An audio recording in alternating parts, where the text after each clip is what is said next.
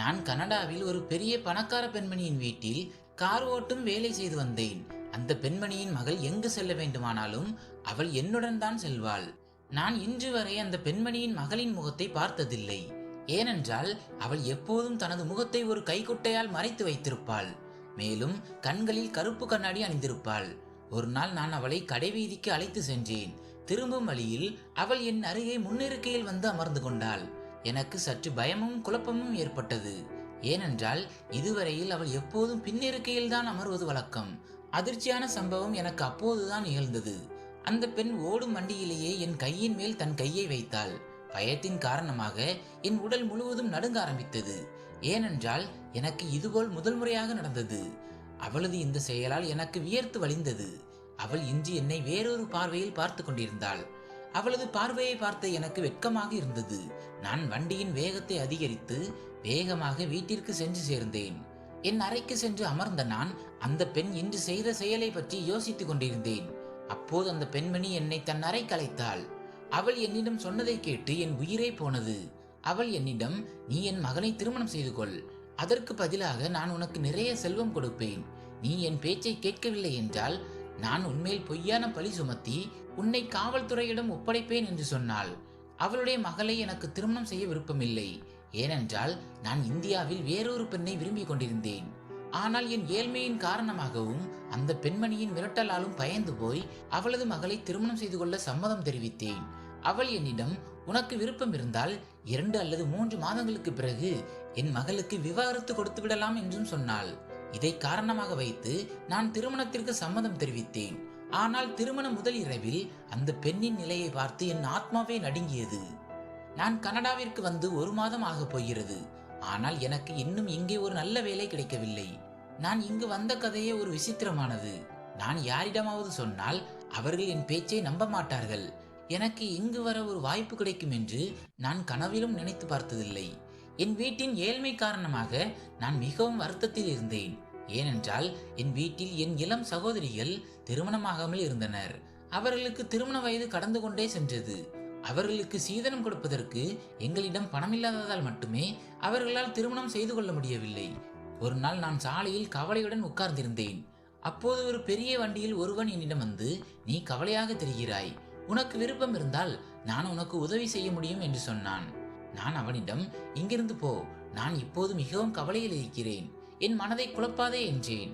அவன், நான் உனக்கு வேலை கொடுக்கத்தான் வந்தேன், என் பேச்சை கேட்க உனக்கு விருப்பமில்லை என்றால் சரி, அது உன் விருப்பம், நான் இங்கிருந்து போகிறேன் என்று சொன்னான். நான் சற்று யோசித்து, சரி நில், எனக்கு முழு விவரத்தையும் சொல் என்று கேட்டேன். ஆனால் இந்த ஆள் ஒருவேளை மோசடி செய்பவனாக இருக்குமோ என்று நான் உள்ளுக்குள் பயந்தேன். ஆனால் அவன், கவலைப்படாதே, உன் நிலையை மாற்ற விரும்பினால் என்னுடன் வா, நான் உன்னை வெளிநாட்டிற்கு அனுப்பி வைக்கிறேன், நீ அங்கு கடினமாக உழைத்து உன் நிலையை மாற்றலாம் என்று சொன்னான். நான் வெளிநாடு போவதை பற்றி கேட்டதும் உடனே எழுந்து நின்றேன். இந்த ஆளின் முழு விவரத்தையும் கேட்டு பார்க்கலாம் என்று நினைத்தேன். ஒருவேளை கடவுள்தான் இவனை எனக்கு உதவ அனுப்பி வைத்தாரோ? ஆனால் இந்த ஆள் ஏன் எனக்கு உதவ விரும்புகிறான்? அதனால் நான் அவனிடம், உனக்கு என்னை தெரியாது, பிறகு ஏன் நீ எனக்கு உதவ விரும்புகிறாய் என்று கேட்டேன். அதற்கு அவன், நான் இப்படிதான் தினமும் ஒரு ஏழைக்கு உதவி செய்கிறேன், கடவுள் எனக்கு நிறைய கொடுத்திருக்கிறார் என்று சொன்னான். ஆனால் அந்த ஆளின் பேச்சை நான் நம்பவில்லை. அவன் மீது எனக்கு சற்று சந்தேகமாக இருந்தது. ஆனால் எனக்கு வேறு வழியும் இல்லை. சில நாட்களுக்கு முன்புதான் என் முட்டாள்தனத்தால் நான் ஒரு வேலையை இழந்திருந்தேன். நான் கடவுளின் பெயரை சொல்லி இந்த ஆளுடன் சென்றேன். அவன் என்னை ஒரு பெரிய பங்களாவிற்கு அழைத்து சென்றான். என்னை ஒரு பெரிய அறையில் உட்கார வைத்துவிட்டு அவன் சென்று விட்டான். சிறிது நேரத்திற்கு பிறகு அவன் திரும்பி வந்தபோது அவன் கையில் சில பணங்கள் இருந்தன. அந்த பணத்தை என்னிடம் கொடுத்து, இதை பிடி, இதை வைத்து நீ உன் கடவு சீட்டை வாங்கிக்கொள், சில நாட்களுக்கு பிறகு உனக்கு விமான டிக்கெட்டும் கிடைக்கும் என்று சொன்னான். என் விதி இப்படி என்மேல் அன்பாக இருக்கும் என்று என்னால் நம்பவே முடியவில்லை. நான் அந்த பணத்தை எடுத்துக்கொண்டு அங்கிருந்து வந்தேன். அடுத்த சில நாட்களில் நான் என் கடவு சீட்டை வாங்கினேன். கடவு சீட்டு வாங்கிய பிறகு நான் அந்த ஆளின் வீட்டிற்கு சென்றேன். அவன் என் கையில் ஒரு டிக்கெட்டையும் கொடுத்தான். மேலும் ஒரு கைபேசி எண்ணையும் கொடுத்து, நாளை உனக்கு விமானம், அங்கு சென்று இந்த எண்ணை தொடர்பு கொண்டால் உனக்கு வேலை கிடைக்கும் என்று சொன்னான். நான் என் வீட்டாரிடம் சொல்லிவிட்டு கனடாவிற்கு வந்து சேர்ந்தேன். ஆனால் விமான நிலையத்திலிருந்து வெளியே வந்த பிறகு நான் என் சட்டை பையில் அந்த எண்ணை தேடிய போது அது காணாமல் போனது. நான் அந்த எண்ணை தொலைத்து விட்டேன் என்று உணர்ந்தேன். என் காலடியில் இருந்த நிலமே அகன்றது போல் இருந்தது. இப்போது நான் என்ன செய்வது? எனக்கு இங்கு யாரையும் தெரியாது. யார் அந்த ஆள்? அவன் எனக்கு உதவி செய்து என்னை இங்கு அனுப்பி வைத்தான். என்னிடம் அந்த ஆளின் எண்ணும் இல்லை. இப்போது நான் இங்கு வந்து மாட்டிக்கொண்டேன். நான் மிகவும் கவலைப்பட்டேன். முதலில் நான் இங்கு கூலி வேலை செய்ய ஆரம்பித்தேன். அதனால் நான் என் பசியை போக்க முடியும். நான் இங்கு வந்து 3வது மாதம் ஆக போகிறது. ஆனால் நான் இன்னும் என் வீட்டிற்கு 1 ரூபாய் கூட அனுப்பவில்லை. இங்கு என் வயிறை நிரப்புவதே எனக்கு கடினமாக இருந்தது. எப்படியோ கஷ்டப்பட்டு நான் 2 நேர உணவை சம்பாதித்தேன். ஒருவேளை கடவுள் என் மீது கருணை காட்டியிருக்கலாம். என் விதி நன்றாக இருந்தது. ஒரு பணக்கார ஆள் என்னை தன் வீட்டிற்கு அழைத்து சென்று தோட்டக்காரன் வேலை கொடுத்தார். இப்போது எனக்கு அங்கே நல்ல சம்பளமும் கிடைத்தது. அந்த உரிமையாளருக்கு ஒரு உறவினர் பெண்மணி இருந்தார். அவர் அடிக்கடி அவர்களின் வீட்டிற்கு வந்து போவாள். அவள் வரும்போதெல்லாம் என்னை உற்று பார்த்து கொண்டே இருப்பாள். அவள் இப்படி செய்வதை நான் கவனித்தேன். ஒரு நாள் என் முதலாளி என்னை அந்த உறவினர் பெண்மணியின் வீட்டிற்கு அனுப்பி வைத்தார். இன்று முதல் நீ அங்கேயே வேலை செய். அவள் வீட்டிற்கு நீ ஓட்டுநராக இரு என்று சொன்னார். அந்த பெண்மணி என் மீது மிகவும் அன்பாக இருந்தார். என் சம்பளமும் மிகவும் நன்றாக இருந்தது. அந்த பெண்மணி எனக்கு தங்குவதற்கு ஒரு மிகவும் நல்ல அறையை கொடுத்திருந்தார். ஆனால் இங்கிருந்த மற்ற வேலையாட்கள் அறையில் தங்கியிருந்தனர். எனக்கு மட்டும் தனியாக ஒரு அறை கொடுக்கப்பட்டிருந்தது. சில நாட்களில் அந்த பெண்மணியின் மகளின் செயல்கள் எனக்கு விசித்திரமாக தோன்ற ஆரம்பித்தன. அவள் என்னுடன் எங்கு சென்றாலும் வண்டியில் என் அருகில் முன்னிருக்கையில் அமர்ந்து கொள்வாள். சிறு சிறு காரணங்களை சொல்லி என் அருகில் வர முயற்சி செய்வாள். என் கையையும் பிடித்துக் கொள்வாள். ஆனால் நான் பயத்தின் காரணமாக மௌனமாக உட்கார்ந்திருந்தேன். அவளிடம் நான் எதுவும் பேசவில்லை. ஒரு நாள் அந்த பெண்மணி என்னை வீட்டிற்குள் அழைத்தார். என்னிடம், உன் சகோதரிகளுக்கு திருமணம் செய்து வைக்க உனக்கு எவ்வளவு பணம் தேவை என்று கேட்டார். நான் அவரிடம், எனக்கு லட்சக்கணக்கான ரூபாய் தேவை. நான் அவர்களுக்கு சீதன பொருட்களை வாங்க வேண்டும். ஏனென்றால் எனக்கு 3 இளம் சகோதரிகள் இருக்கிறார்கள். நான் 3வருக்கும் திருமணம் செய்து வைக்க வேண்டும். இந்த காலத்து சூழ்நிலை உங்களுக்கு தெரியும். மாப்பிள்ளை வீட்டாரின் கோரிக்கைகள் முடிவதே இல்லை என்று சொன்னேன். அவள், நீ எவ்வளவு பணம் கேட்டாலும் நான் உனக்கு கொடுப்பேன். இதனால் நீ உன் சகோதரிகளின் திருமணத்தை மிகவும் சிறப்பாக நடத்த முடியும். ஆனால் எனக்கு ஒரு நிபந்தனை இருக்கிறது. அது என்னவென்றால், நீ என் மகளை திருமணம் செய்து கொள்ள வேண்டும் என்று சொன்னாள். அவளுடைய இந்த நிபந்தனையை கேட்டதும் என் காலடியில் இருந்த நிலைமை அகன்றது போல் இருந்தது. ஏனென்றால் நான் இப்படி ஒருபோதும் நினைத்து பார்த்ததில்லை. மேலும் எனக்கு அவளது மகளும் சரியாக படவில்லை. நான் எப்படியும் என் நாட்டில்தான் திருமணம் செய்து கொள்ள விரும்பினேன். ஏனென்றால் அங்கு எனக்கு ஒரு பெண்ணை பிடித்திருந்தது. நான் அந்த பெண்மணியிடம் திருமணத்திற்கு மறுப்பு தெரிவித்த போது அவள் என்னை மிரட்டினாள். நீ என் பேச்சை கேட்கவில்லை என்றால் நான் உன்மேல் பொய்யான பழி சுமத்தி உன்னை சிறைக்கு அனுப்பிவிடுவேன் என்று சொன்னாள். இப்போது எனக்கு வேறு வழி இல்லை. அதனால் கட்டாயத்தின் காரணமாக நான் திருமணத்திற்கு தயாரானேன்.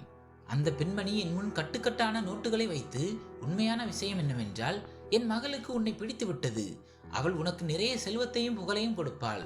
நீ என்ன கேட்டாலும் அவள் உனக்கு கொடுப்பாள். உன் முழு வாழ்க்கையையும் நீ ஆடம்பரமாக கழிப்பாய். உனக்கு ஒருபோதும் எந்த குறையும் இருக்காது. ஆனால் நிபந்தனை என்னவென்றால், திருமணத்திற்கு முன்பு நீ அவள் முகத்தை பார்க்க முடியாது.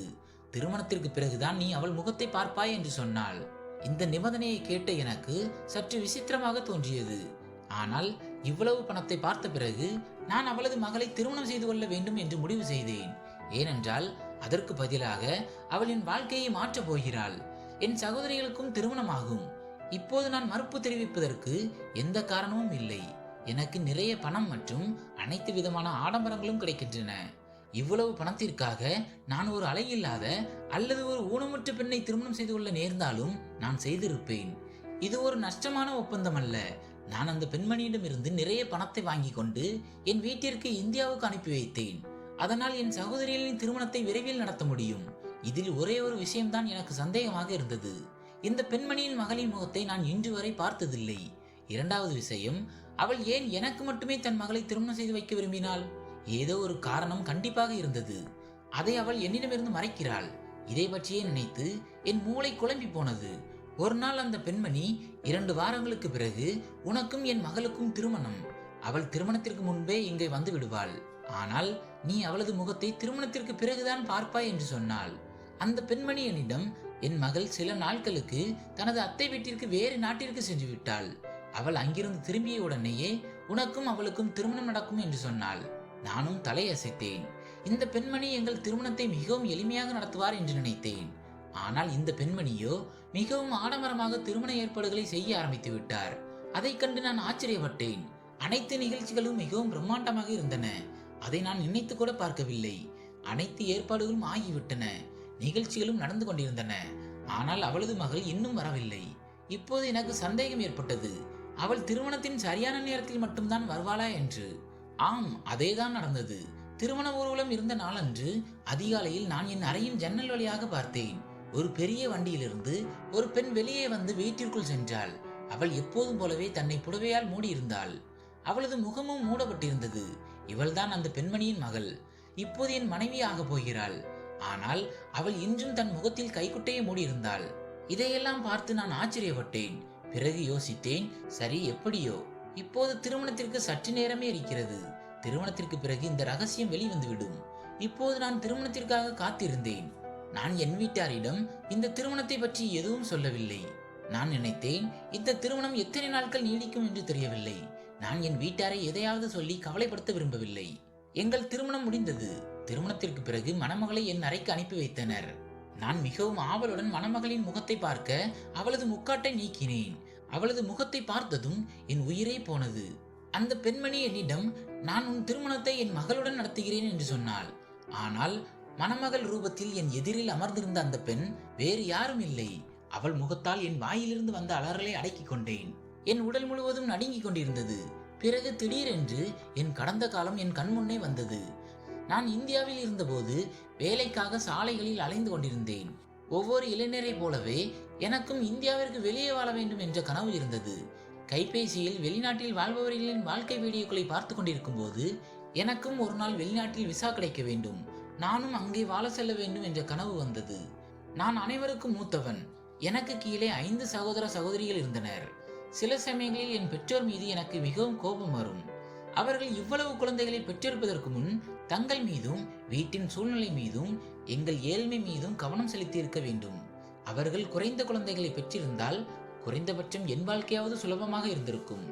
வீட்டின் மூத்த மகன் என்பதால் என் பலவீனமான தோள்களில் நிறைய பொறுப்புகள் இருந்தன. நான் அம்மாவின் பின்னரே வேலை செய்ய ஆரம்பித்தேன். காலையில் கல்லூரிக்கு சென்று மாலையில் நான் வேலை செய்தேன். இப்படிதான் நான் என் படிப்பை முடித்தேன். பிறகு வேலைக்காக சாலைகளில் அலைந்து திரிய ஆரம்பித்தேன். ஆனால் இந்த காலத்தில் வேலை கிடைப்பது ஒன்றும் சுலபமான காரியம் அல்ல. மிகவும் கடினமாக உழைத்த பிறகு ஒரு பெரிய முதலாளியின் வீட்டில் ஓட்டுநர் வேலை கிடைத்தது. சம்பளமும் நன்றாக இருந்தது. அதனால் நான் அமைதியாக அங்கே வேலை செய்ய ஆரம்பித்தேன். நான் என் வேலைக்கு சென்று முதலாளியின் மகளை அலுவலகத்தில் விடுவேன். சில சமயம் மதியம் 2 மணிக்கு, சில சமயம் மாலை 5 மணிக்கு நான் மேடத்தை அலுவலகத்திலிருந்து வீட்டிற்கு திரும்ப அழைத்து வருவேன். இதை தவிர எனக்கு வேறு எந்த வேலையும் இல்லை. மற்ற நேரத்தில் நான் சும்மாவே இருப்பேன். ஏனென்றால் என் வேலை முதலாளியின் மகளை அலுவலகத்தில் விட்டுவிட்டு அழைத்து வருவது மட்டும்தான். முதலாளியின் மகள் எப்போதும் தன் முகத்தை மூடியிருப்பாள். நான் இதுவரை அவளது முகத்தை பார்த்ததில்லை. மேலும் அவளது முகத்தை பார்க்க எனக்கு விருப்பமும் இல்லை. ஏனென்றால் நான் அங்கே என் வேலையை செய்யத்தான் சென்றேன். என் எந்த ஒரு செயலால் நான் இந்த வேலையை விட்டு நீக்கப்படக்கூடாது என்று நான் விரும்பவில்லை. ஏனென்றால் என் வீட்டின் சூழ்நிலையும் அப்படி இல்லை. நான் சில நாட்கள் வீட்டில் உட்கார்ந்து சாப்பிட முடியும். என் நண்பர்கள் எனக்கு புத்திமதி சொன்னார்கள்.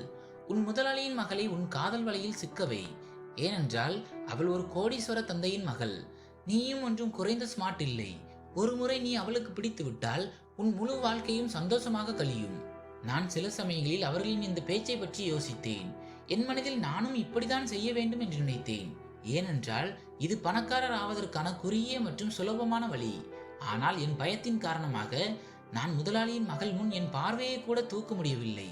அந்த பெண்ணும் ஒருபோதும் என்னிடம் பேச முயற்சிக்கவில்லை. மேலும் அவள் ஒருவேளை ஊமையோ என்று எனக்கு தோன்றியது. ஏனென்றால் இந்த 1 மாதத்தில் நான் அவளை ஒருபோதும் பேச கேட்டதில்லை. என் நண்பர்கள் என்னிடம், நீயே பேசி பார்க்க முயற்சி செய், ஒருவேளை அவள் பதிலளிக்கலாம் என்று சொன்னார்கள். ஒரு நாள் நான் மிகவும் தைரியமாக அவளிடம் பேச முயற்சி செய்தேன். மேடம், எனக்கு நாளை விடுப்பு வேண்டும். நாளை நான் உங்களை விட்டுவிட்டு அழைத்து வர மாட்டேன். எனக்கு ஒரு அவசர வேலை இருக்கிறது என்று கேட்டேன். நான் நினைத்தேன் அவள் என்னிடமிருந்து எதையாவது கேட்பாள். ஏன் விடுப்பெடுக்க வேண்டும், என்ன காரணம், உனக்கு என்ன வேலை என்று கேட்பாள். ஆனால் அவள் என்னிடம் ஒரு வார்த்தையும் பேசாமல் வெறுமனே தன் தலையை ஆமாம் என்று அசைத்தாள். எனக்கு என் மீதே மிகவும் கோபம் வந்தது. நான் நினைத்தேன், நான் ஏன் இந்த கல்நெஞ்சம் கொண்ட பெண்ணுடன் என் தலையை மோதிக்கொள்கிறேன்? இவள் எந்த சூழ்நிலையிலும் என் வலையில் சிக்குவாள் என்று எனக்கு தோன்றவில்லை. அடுத்த நாள் நான் வேண்டுமென்றே விடுப்பு எடுத்தேன். ஏனென்றால் நான் மேடத்திடம் விடுப்பை பற்றி பேசிவிட்டேன். இப்போது விடுப்பு எடுப்பதை தவிர எனக்கு வேறு வழி இல்லை. நான் நினைத்தேன், விடுப்பு எடுத்து அடுத்த நாள் போனால் அவள் கண்டிப்பாக என்னிடம் நேற்று உனக்கு என்ன வேலை இருந்தது என்று கேட்பாள். ஆனால் அவள் கேட்பதற்கு முன்பே அவளது தந்தை என்னிடம் நேற்று நீ எங்கே போயிருந்தாய், ஏன் வரவில்லை என்று கேட்டார்.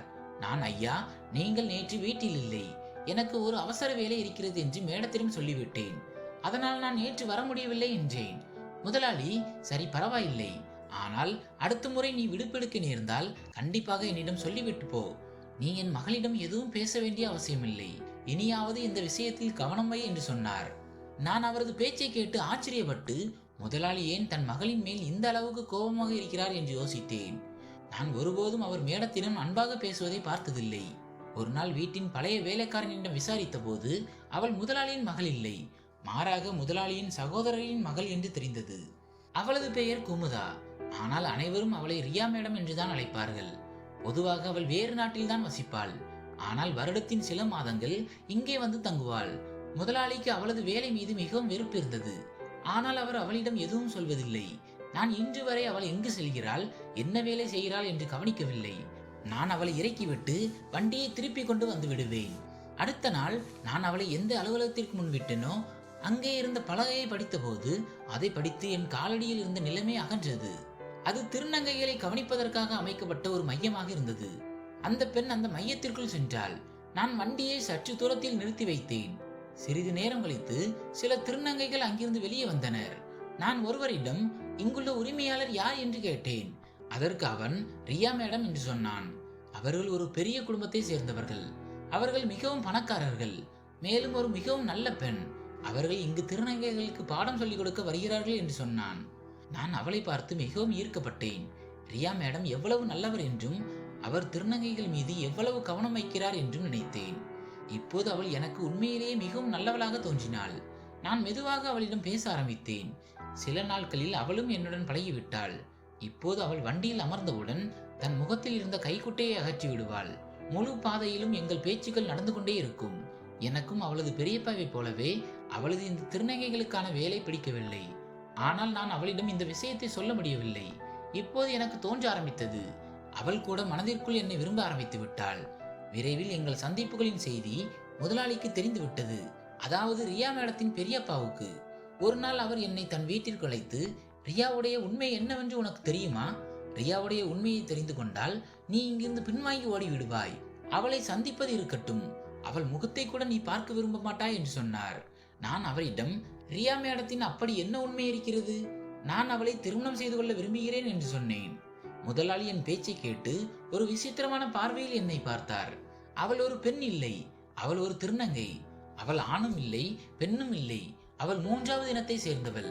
நீ எப்படி அவளை திருமணம் செய்து கொள்ள முடியும் என்று சொன்னார். இதை கேட்டதும் என் தலையில் வானமே இடிந்து விழுந்தது போல இருந்தது. நான் நினைத்தேன், அவள் அந்த நபர்களுடன் இருக்கும்போது அவள் உண்மையிலேயே அவர்களில் ஒரு பகுதிதான் என்று நான் பார்த்திருக்க வேண்டும். ஆனால் நான் ஒருபோதும் அவள் மீது சந்தேகம் கொள்ள நினைத்ததில்லை. இந்த ஆள் எனக்கு சரியாகத்தான் சொன்னார். ரியாவுடைய உண்மையை கேட்டதும் நான் அங்கிருந்து பின்வாங்கி ஓடிவிட்டேன். ரியாவுடன் இருந்த அனைத்து விதமான உறவுகளையும் நான் முறித்து கொண்டேன். இப்போது அவளுடன் எனக்கு எந்த தொடர்பும் இல்லை. ஏனென்றால் அவள் எனக்கு மிகப்பெரிய துரோகம் செய்து விட்டாள். அவளது உண்மை தெரிந்த பிறகு நான் அவளது முகத்தை கூட பார்க்க விரும்பவில்லை. நான் அந்த வேலையையும் விட்டுவிட்டேன். அந்த வேலையை விட்டுவிட்ட பிறகு நான் நிறைய சிரமங்களை எதிர்கொண்டேன். மிகவும் கஷ்டப்பட்ட பிறகு என் விதி என் மேல் அன்பாக இருந்தது. நான் கனடாவிற்கு போய் சேர்ந்தேன். ஆனால் இங்கு வந்த பிறகு என் விதியில் என்ன எழுதப்பட்டிருக்கிறது என்று எனக்கு தெரியாது. என் திருமணத்திற்கு சம்மதம் தெரிவித்த போது என் மனதில் ரியாவை பற்றி சற்றும் நினைக்கவில்லை. ஆனால் நான் நினைக்காதது நடந்துவிட்டது. இந்த நேரத்தில் என் மணமகள் ரூபத்தில் வேறு யாரும் இல்லை. மாறாக ரியாதான் என் எதிரில் என் மணமகளாக அமர்ந்திருந்தாள். நான் அவளை பார்த்து குழப்பமடைந்ததை போலவே அவளும் என்னை பார்த்து குழப்பமடைந்தாள். நான் என் தலையை 2 கைகளால் பிடித்துக் கொண்டேன். நான் ஒரு திருநங்கையை திருமணம் செய்து கொண்டேன் என்று நினைத்து நினைத்து நான் பைத்தியமானேன். எனக்கு தலை சுற்ற ஆரம்பித்தது. ஆனால் இப்போது எனக்கு வேறு வழி இல்லை. நான் மேடத்திடம் பணம் வாங்கிவிட்டேன். என் வீட்டிற்கும் அனுப்பி வைத்து விட்டேன். அந்த பணத்தில் என் சகோதரிகளின் திருமண ஏற்பாடுகளும் நடந்து கொண்டிருந்தன. நான் அந்த பெண்மணியிடம் பணம் வாங்காமல் இருந்திருந்தால் நான் இந்த நேரத்திலேயே அங்கிருந்து ஓடி போயிருப்பேன். என் கட்டாயமும் என் பேராசையும் என்னை இன்று எங்கே கொண்டு வந்து நிறுத்திவிட்டன. நான் ஒரு திருநங்கையை திருமணம் செய்து கொண்டேன். இப்போது ஒரு திருநங்கை என் மனைவி ரூபத்தில் என் எதிரில் அமர்ந்திருந்தாள். நான் கோபத்தில் அவளை என் அறையில் இருந்து வெளியே தள்ளிவிட்டேன். அவள் எதுவும் பேசாமல் எழுந்து தன் தாயிடம் சென்றாள். அவள் அறையை விட்டு வெளியேறிய உடனே நான் உடனே உள்ளிருந்து கதவை தாளிட்டேன். நான் அவளை என் அறையில் ஒரு நிமிடம் கூட சகித்துக் கொள்ள முடியவில்லை. முழு இரவும் நான் கண் விழித்தபடியே கழிந்தது. விடிந்தவுடனே என் மாமியார் என் அருகில் வந்து என்னை மிரட்டினாள். நீ சத்தமில்லாமல் என் மகளை ஏற்றுக்கொள், நிகழ்ச்சிக்கு தயாராகு, இல்லை என்றால் நான் உனக்கு என்ன செய்ய முடியும் என்று உனக்கு தெரியும் அல்லவா? நான் உன்னை சிறைக்கு அனுப்பி விடுவேன். உன் மீதி முழு வாழ்க்கையையும் நீ அங்கேயே கழிக்க வேண்டும். உன் குடும்பத்தினர் நிலை என்ன ஆகும் என்று யோசி என்று சொன்னாள். இப்போது நான் கட்டாயத்தின் காரணமாக என் குடும்பத்தினருக்காக எழுந்து நின்று நிகழ்ச்சிக்கு தயாரானேன். ஏனென்றால் இந்த பெண்மணியின் செல்வாக்கு மிகவும் அதிகம் என்று எனக்கு தெரியும்.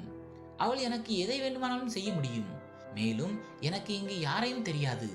நான் வெளியே சென்று ரியாவை தயாராக பார்த்தபோது அவள் எங்கேயும் திருநங்கை போல தெரியவில்லை. அவளை பார்த்தால் அவள் ஒரு பெண் இல்லை, மாறாக ஒரு திருநங்கை என்று யாரும் சொல்ல முடியாது. நான் மிகவும் குழம்பி போயிருந்தேன். நிகழ்ச்சி முடிந்த பிறகு இரவு நான் அறையிலிருந்து வெளியே வந்து தோட்டத்தில் நின்றேன். அப்போது என் மாமியார் என் அருகில் வந்து அன்பாக, நீ ஏன் இங்கு வெளியே நிற்கிறாய் என்று கேட்டார். நான் அவரிடம் மிகவும் கோபமாக, நீங்கள் எனக்கு துரோகம் செய்து விட்டீர்கள். என் திருமணம் உங்கள் மகளுடன் நடக்கும் என்று சொன்னீர்கள். ஆனால் நீங்கள் எனக்கு துரோகம் செய்து என் திருமணத்தை ஒரு திருநங்கையுடன் நடத்திவிட்டீர்கள். என் கட்டாயத்தை பயன்படுத்தி கொண்டீர்கள் என்று சொன்னேன். அவள், உனக்கு யாரோ தவறான செய்தியை சொல்லி இருக்கிறார்கள். என் மகள் திருநங்கை இல்லை, உண்மை வேறு ஒன்று உள்ளது, அது உனக்கு தெரியாது என்று சொன்னாள். நான் அவளிடம் கோபமாக, எனக்கு எந்த உண்மையையும் கேட்க தேவையில்லை, நீங்கள் என் உயிரை விட்டால் போதும் என்று சொன்னேன். அப்போது ரியா அறையிலிருந்து வெளியே வந்து, சரி, 2 மாதங்களுக்கு பிறகு நீ எனக்கு விவாகரத்து கொடுத்துவிட்டு இந்தியாவுக்கு திரும்ப போகலாம். என் அம்மா உனக்கு கொடுத்த பணத்தையும் உன்னிடமிருந்து திரும்ப பெற மாட்டார்கள். ஆனால் எனக்கு ஒரு நிபந்தனை இருக்கிறது என்று சொன்னாள். ரியாவுடைய இந்த பேச்சை கேட்ட நான் மிகவும் மகிழ்ச்சி அடைந்தேன். சரி, 2 மாதங்களுக்கு பிறகுதான் என்ன, என் உயிராவது விடுபடும் என்று நினைத்தேன். இந்த 2 மாதங்களுக்கு அவளது நிபந்தனை என்னவென்றால், மற்றவர்கள் முன் நான் அவளுக்கு ஒரு நல்ல கணவனாக நடிக்க வேண்டும். ஏனென்றால் எங்களுக்கு இப்போதான் திருமணம் ஆகியிருந்தது. இப்போது நாங்கள் தினமும் விருந்துகளுக்கு செல்ல வேண்டியிருந்தது. நான் மிகவும் ஆச்சரியப்பட்டு, இங்கு கனடாவில் ரியாவுடைய உண்மை யாருக்கும் தெரியாதா, அவள் என்னவென்று யாருக்கும் தெரியாதா என்று யோசித்துக் கொண்டிருந்தேன். இந்த 2 மாதங்களில் நான் அவளை முழுமையாக கண்காணித்தேன். ஆனால் எனக்கு அப்படி ஒன்றும் தெரிய வரவில்லை. பகல் நேரத்தில் நான் எப்போதும் அவளுடன் இருக்க வேண்டியிருந்தது. ஆனால் இரவு வந்தவுடன் நான் வேறு அறைக்கு சென்று விடுவேன். மேலும் அவள் தன்னறைக்கு சென்று தூங்கி விடுவாள்.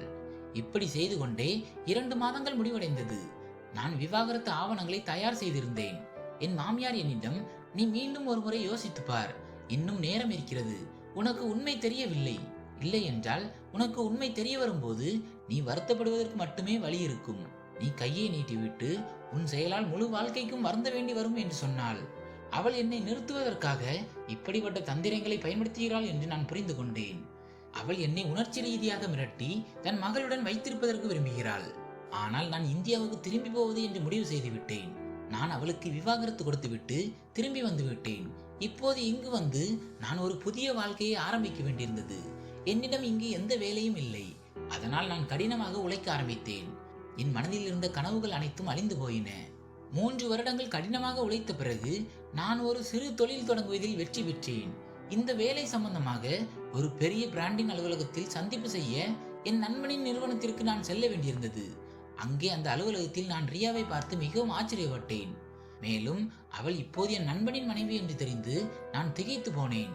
நான் என் நண்பனை அனைவரின் முன்பும் இழுத்து, நீ என்ன செய்தாய், நீ யாரை திருமணம் செய்திருக்கிறாய் என்று கேட்டேன்.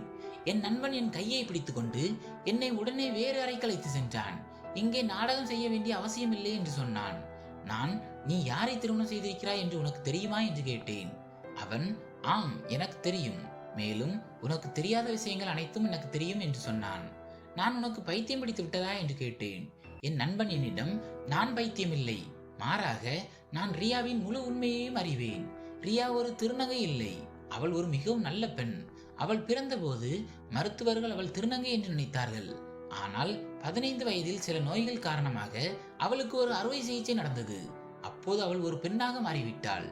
ஆனால் அவளது குடும்பத்தினர் இந்த விஷயத்தை நம்பவில்லை. ரியாவின் அண்டை வீட்டாரும் குடும்பத்தினரும் அவளை ஒரு திருநங்கை என்று சொல்ல ஆரம்பித்தனர். மக்களின் பேச்சால் சலிப்படைந்த ரியாவின் பெற்றோர் அவளை கனடாவிற்கு கூட்டி சென்று குடியேறினர். தன் படிப்பை முடித்த பிறகு ரியா திருநங்கைகளுக்காக ஏதோ செய்ய நினைத்தாள். ஏனென்றால் அவள் மேல் திருநங்கை என்ற பழி மட்டுமே சுமத்தப்பட்டது. அவள் திருநங்கை இல்லை. ஆனாலும் மக்களும் அவளது குடும்பத்தினரும் அவளது வாழ்க்கையை நரகமாக்கினர். அவளது சொந்தக்காரர்களே அவளை குறை கூறினர். இப்போது அவள் நினைத்தால், எவர்கள் என்னைப் போலவே இருக்கிறார்களோ அவர்களுக்கு வாழ்வது எவ்வளவு கடினமாக இருக்கும். அதனால் அவள் வருடத்தின் சில மாதங்கள் இந்தியாவில் தங்குவதற்காக வந்தாள். மேலும் ஒரு மையத்தை திறந்தாள். அவளது இந்த காரணமாக அவளது உறவினர்களின் சந்தேகம் மேலும் அதிகமானது. அவள் ஒரு பெண் அல்ல, மாறாக ஒரு திருநங்கை தான் என்று நினைத்தார்கள். இந்த சமயத்தில் ரியாவுடன் உனக்கு சந்திப்பு ஏற்பட்டது. அவள் உன்னை நேசிக்க ஆரம்பித்தாள். மேலும் மிகவும் விரைவிலேயே உன்மேல் காதல் கொண்டாள். அவளது பெரியப்பாவின் பேச்சை கேட்டு அவளை விட்டுவிட்டு ஓடி போனாய். நீ சென்ற பிறகு ரியா மிகவும் நோயுற்றாள். அவளது தாய்க்கு உன்னை பற்றி தெரிந்தபோது அவள் உன்னை கனடாவிற்கு அழைத்தாள். நீ போவதற்கான அனைத்து ஏற்பாடுகளையும் அவர்களே செய்திருந்தனர். அவள் எப்படியாவது தன் மகளின் மனதையும் வாழ்க்கையையும் அமைக்க விரும்பினாள். அதனால்தான் உன்னை கட்டாயப்படுத்தி உனக்கு பண ஆசை காட்டி உன் திருமணத்தை ரியாவுடன் நடத்தினாள். திருமண இரவில் உன் எல்லா தவறான புரிதல்களும் நீங்கிவிடும். மேலும் ரியா ஒரு திருநங்கை அல்ல, மாறாக ஒரு பெண் என்று உனக்கு உண்மை தெரிய வரும் என்று அவள் நினைத்துக் கொண்டிருந்தாள். ஆனால் நீ மிகவும் கல்நெஞ்சம் கொண்டவனாக இருந்தாய். நீ ரியா பேசுவதை கூட கேட்க விரும்பவில்லை. நீ அவளை உன் அறையில் இருந்து வெளியே தள்ளிவிட்டாய். நீ ரியாவை உனக்கு மக்கள் என்ன சொன்னார்களோ அதுவாகவே புரிந்து கொண்டாய். நீ ஒரு முறையாவது அவளிடம் பேசியிருந்தால் உனக்கு உண்மை தெரிந்திருக்கும். ஆனால் நீ அவளுக்கு விவாகரத்து கொடுத்துவிட்டு இங்கு திரும்பி வந்து விட்டாய். நீ சென்ற பிறகு ரியா மீண்டும் ஒரு முறை மிகவும் உடைந்தாள்.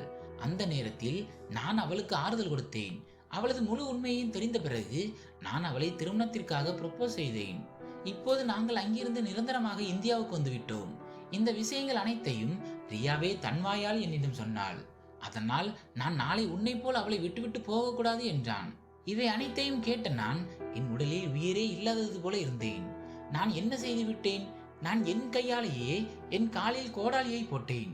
என் நண்பன் இத்தனை வருடங்களாக வெளிநாட்டில் அலைந்து கொண்டிருந்தான். ஆனால் அவனுக்கு எந்த நல்ல வேலையும் கிடைக்கவில்லை. இப்போது ரியாவை திருமணம் செய்த பிறகு அவன் இன்று இவ்வளவு பெரிய நிறுவனத்தின் உரிமையாளராக அமர்ந்திருந்தான். என் நண்பன் என்னிடம், விதி திரும்ப திரும்ப உன் வாசலில் வந்து நின்றது.